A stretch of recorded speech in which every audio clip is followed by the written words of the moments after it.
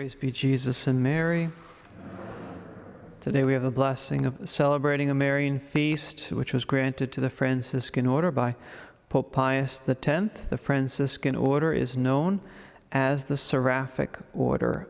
The seraphs are the highest angels in the choirs of heaven. Their name in Hebrew, seraphim, literally means the burning ones, those who burn with love for God. They have 6 wings, as the prophet Isaiah describes them in his book. 2 wings cover their feet, 2 wings with which they fly, and they have 2 wings that cover their faces, which shield their faces from the overpowering intensity of God's glory. Think about that. It's amazing. When St. Francis was praying on Mount Laverna in Italy in the year 1224, about the time of the Feast of the Exaltation of the Holy Cross, so in September, when he was praying there, a seraph angel appeared to him on a cross and gave Francis the 5 wounds of Jesus Christ, the wounds in his hands, in his feet, and on his side.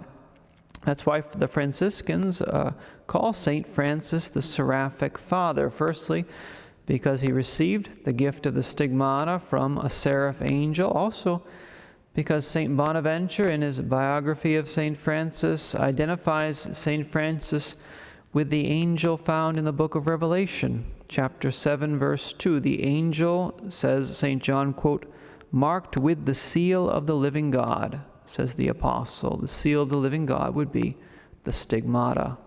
And lastly, Francis is called the Seraphic Father because he burned with a love for God, perhaps greater than any other saint after the time of Christ. And that's why the Franciscan Order is nicknamed the Seraphic Order. So Our Lady is Queen of the Seraphic Order. She's Queen of the Order of those who burn, or who should burn, with love for God and with love for her, for that matter. She has given to the world and to the Church many Franciscan saints over the past 8 centuries. She's the one who forms Franciscan saints. It's her job to do that. It's her mission to do that. It's her privilege to do that, to transform us, to make us more and more like her Son, like Christ himself. And the saints which she has formed have in turn given her the highest praise that any creature can give to the Mother of God. And by consecrating ourselves to Mary and acknowledging her as our Queen and our Mother, we give her the freedom and we give her the liberty to work more and more in our lives and in our hearts. And consecrating ourselves to Our Lady is also very, very pleasing to Jesus. And it's actually very freeing for us as well. It should be freeing for us. It's giving her more control over our lives. So over all the things that we juggle with, all the things that we wrestle with, by consecrating ourselves to her, we place all that into her hands, all that into her lap, and she knows how to take care of everything that we give to her. Also, acknowledging her as Queen means that we even enter more into reality. It means that we embrace reality more fully, because God himself has made her Queen of the universe, and he wants her to be celebrated and honored and invoked as such, as Queen. And what a beautiful truth that is when you think about it. Not only is Mary our Heavenly Mother, but our Heavenly Mother is also a Queen. She's a Queen. She's a Queen over all that God has created and over all that he has redeemed. And it's astonishing when you reflect on it. You think, my mother is a queen. My mother really is a queen. If you really reflect on that and let it sink into your heart, that's transforming. After St. Francis's conversion, the one possession on earth which was dear to him, the one thing on earth that was dear to him after his conversion, was a little chapel on the plains of Assisi which belonged to Our Lady, the chapel known as the Portiuncula, known as Our Lady, Queen of the Angels.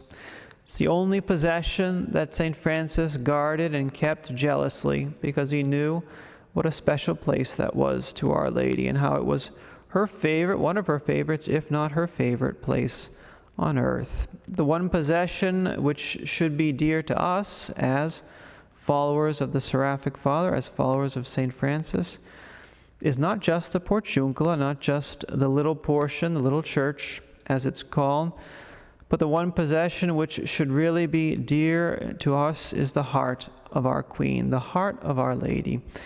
And we possess her heart inasmuch as we are possessed by God and possessed by her Son. Being possessed by God is a wonderful, wonderful thing. It's a divine possession. It's actually the opposite of a demonic possession. It's a divine possession. Being possessed by divine love means that we have a special place in Our Lady's heart, and we should never renounce that place, never let go of that special place. Just like St. Francis told his brothers, never let go of this little chapel in Assisi, never let go of the portiuncula. He says, if they kick you out the door, jump back in through the window, is basically what he told them regarding the little chapel of Our Lady. Likewise, if sin pulls us away from the will of God, if it pulls us away from the heart of God, we can get back into God's heart. We can get back into the church, into the heart of the church, not only through confession, mainly through confession, but also through the window that we can call Our Lady, through her intercession as our merciful Queen. So as we invoke her and praise her today as Queen of the Seraphic Order, let's ask her for the grace to put our own hearts and our own minds in order, to bring order out of the disorder that we have within us. Let's ask her to order our lives in such a way that it's clear to everyone that we belong to her and that we too desire to burn with love for God, as do the seraph angels and as did our Holy Father, St. Francis of Assisi. Our Lady, Queen of the Seraphic Order, pray for us. Praise be Jesus and Mary.